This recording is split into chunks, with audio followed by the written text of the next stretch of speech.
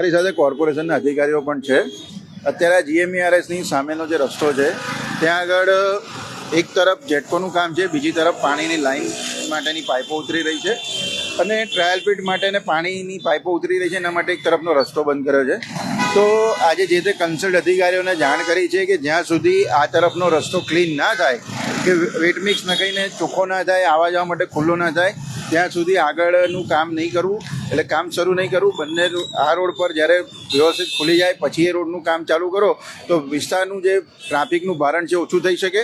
અને સામે જ હોસ્પિટલ છે તો હોસ્પિટલની અંદર જવા આવવા માટે પણ એમ્બ્યુલન્સને સરળતા રહે, ઝડપથી જઈ શકે, એ પ્રકારના સૂચનો કોર્પોરેશનના અધિકારીઓને કરે છે. તો કામ થશે કે નહીં થાય? ચોક્કસ થશે, કેમ નહીં થાય, કામ તો થશે જ. જે રીતના ટ્રાફિક જામની સમસ્યા પણ એક મેં આપને કહ્યું એમ કે અત્યારે જે પાણીની પાઇપો છે એની ગાડીઓ આવી છે, એના લીધે ડાયવર્ઝન કર્યું છે અને આજે એ લોકો ટ્રાયલ પીટ લેવાના છે એટલા માટે ડાયવર્ઝન કર્યું છે.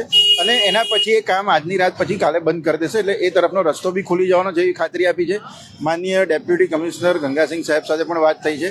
આજે આપણે અત્યારે જે હયાત રોડ ઉપર ઊભા છે એ રોડને વેટ મિક્સ નાખી અને એને ખુલ્લો કરી વ્યવસ્થિત કર્યા પછી જ આ રોડ જ્યારે વ્યવસ્થિત થઈ જાય ત્યારે સામેની લાઈન, સામેનો રોડ બંધ કરવો, એવી રજૂઆત પણ અમારા દ્વારા કરો. હમણાં તો બંધ નહીં થાય ને? અત્યારે પાઇપો ઉતરી રહી છે અને ટ્રાયલ પીટ લેવાના છે, એટલે આજના દિવસ પૂરતું એ બંધ રહેશે. કાલથી બધી સવારથી એને ખોલી દેવામાં.